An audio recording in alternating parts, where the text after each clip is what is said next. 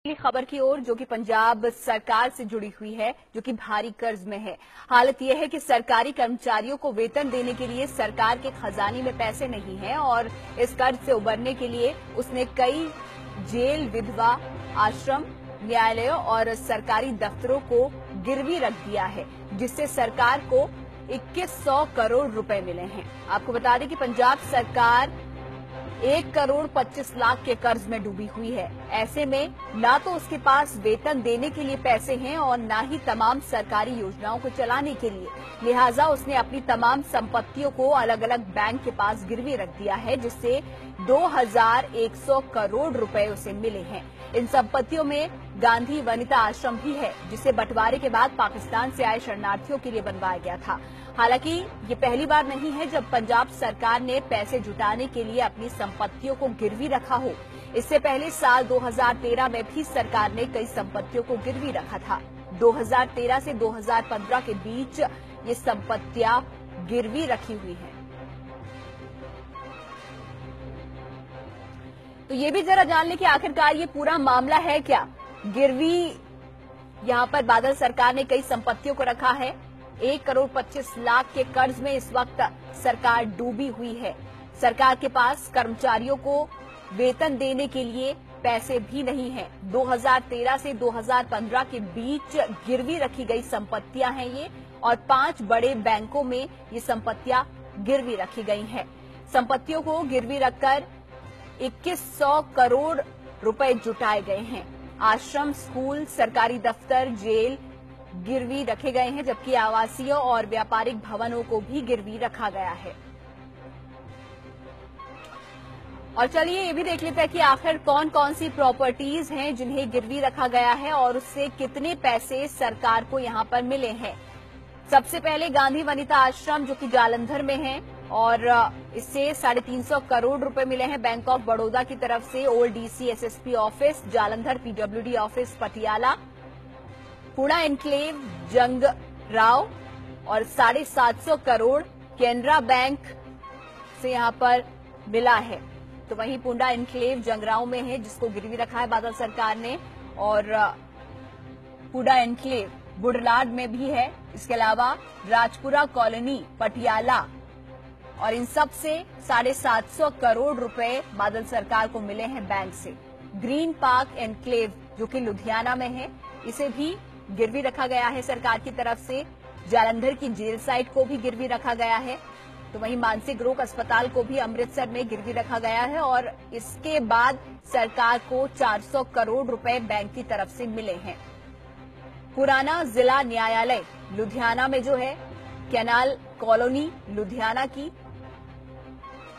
इसको गिरवी रखकर बैंक ऑफ इंडिया से 500 करोड़ रुपए बादल सरकार को हासिल हुए हैं। रंजीत एवेन्यू साइट 100 करोड़ रुपए आंध्रा बैंक के पास ये गिरवी रखी गई है, ये साइट, जिसके बाद 100 करोड़ रुपए बादल सरकार को मिले हैं।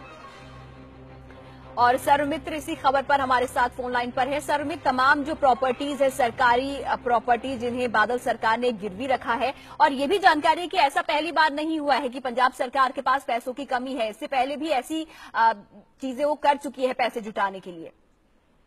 जी बिल्कुल, पंजाब सरकार आर्थिक संकट से जूझ रही है। दरअसल बहुत बड़ा आर्थिक संकट है पंजाब सरकार का, और विपक्ष भी बार बार यही आरोप लगाता है कि बहुत बड़ा आर्थिक संकट है, कर्मचारियों को देने के लिए सैलरी नहीं है, बहुत लंबे समय तक सैलरी उनकी पेंडिंग रहती है। इसलिए शायद पंजाब सरकार ने यह फैसला लिया है। तकरीबन 125 लाख करोड़ रुपए का अभी घाटा चल रहा है पंजाब सरकार को, तो उसी को पूरा करने के लिए शायद ये फैसला लिया गया। 2013-15 के बीच में ये जो प्रॉपर्टीज आप बोल रहे थे कि ये गिरवी रखी गई हैं, इनमें एक आश्रम भी है जो विडो आश्रम है, गांधी वनिता आश्रम जालंधर में, और कई जो जेल्स हैं वो भी हैं, और बहुत सारी जगह हैं। तो ये करार हुआ है पुडा, जो कि पंजाब अर्बन डेवलपमेंट जो अथॉरिटी है उसके बीच में, सीएमओ का ऑफिस उसका, और प्लस में जो बैंक्स हैं, जो नेशनलाइज बैंक है, तो इनके बीच में करार हुआ है, गिरवी रखा गया है ताकि कुछ पैसा जुटाया जा सके। उनको आगे वो बैंक किस तरीके से इस्तेमाल करता है, कुछ कॉलोनीज जो है कुछ और तरीके से। तो ये पंजाब सरकार की एक कोशिश रही होगी कि किस तरीके से धन को जुटाया जाए, क्योंकि बहुत बड़ा आर्थिक संकट है। हालांकि विपक्ष इसको लेकर बार बार यही आरोप लगाता है कि पंजाब सरकार बहुत बड़े आर्थिक संकट से जूझ रही है, वहीं जिस तरीके से सैलरी बहुत लंबे समय तक पेंडिंग रहती है। हाँ, अभी जब ये खबर सामने आई तो निश्चित तौर पर विपक्ष भी इस पर हमला बोलेगा कि पंजाब सरकार आखिर ऐसी नौबत आ गई अकाली सरकार को कि जो अपनी कुछ बिल्डिंग्स हैं, कुछ हेरिटेज बिल्डिंग है, कुछ जेल्स हैं, ऐसी अगर चीजों को पंजाब सरकार गिरवी रख रही है तो निश्चित तौर पर ये बहुत बड़ी एक तरीके से। सौमित्र, ये संकट आखिरकार पैदा कैसे हुआ और इस वक्त कितना आर्थिक संकट है, कितने पैसे जुटाने हैं पंजाब सरकार को ये कर्जे से निपटारे के लिए? देखिए, बहुत बड़ा आर्थिक संकट है पंजाब सरकार के सामने। दरअसल पंजाब सरकार, बादल सरकार जब दूसरी बार ये सरकार बनी है उनकी पंजाब में, तो सब्सिडीज काफी दी जाती है। दरअसल बिजली के जो बिल हैं उन पर सब्सिडीज, जो किसान हैं उनकी खेतों की बिजली तकरीबन माफ है, तो वो एक बहुत बड़ा बोझ पंजाब सरकार के ऊपर पड़ता है, जिसको लेकर कई बार कहा जाता है कि वो सब्सिडी खत्म कर देनी चाहिए क्योंकि बहुत बड़ा घाटा उससे भी होता है। और बहुत सारी स्कीम्स हैं जिस पर सब्सिडी दी जाती है, जिसकी वजह से पंजाब सरकार को बहुत बड़ा घाटा हो रहा है। तो उस घाटे को पूरा करने के लिए, जैसे मैंने पहले बताया, 125 लाख करोड़ रुपए का घाटा अभी भी पंजाब सरकार के सामने है, तो शायद उसी को पूरा करने के लिए पंजाब सरकार ने ये कदम उठाया है। तो सौमित्र, आगे आने वाले कुछ साल में विधानसभा चुनाव भी होने हैं और जिस तरीके से पंजाब सरकार को, बादल सरकार को लेकर विपक्ष इस वक्त तीखे तेवर अपनाए हुए हैं, ऐसे में ये संकट कहीं न कहीं विपक्ष की जो स्थिति है उसे और मजबूत करता है। बिल्कुल बिल्कुल, इसमें कोई शक नहीं है। पहले भी कांग्रेस इस मुद्दे को लेकर सदन में भी घेरती रही है अकाली सरकार को। उनका कहना है कि जो पंजाब है दिवालिया हो चुका है और उसकी वजह यही है अकाली सरकार की ओर से लिए गए फैसले। इसलिए कांग्रेस बार बार यही कहती है, और अब तो आम आदमी पार्टी भी आ गई है। उनका कहना है कि ये जो बादल सरकार है, इन्होंने पंजाब सरकार, पूरे पंजाब प्रदेश को दिवाला घोषित कर दिया है।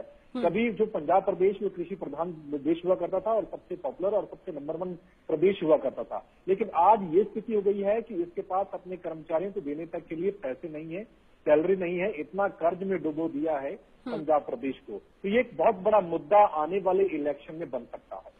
तो सौमित्र, क्या विपक्ष की तरफ से अब जब ये पूरी रिपोर्ट सामने आई है एक न्यूज़पेपर के जरिए, क्या विपक्ष की तरफ से कोई प्रतिक्रिया इस पर आई है?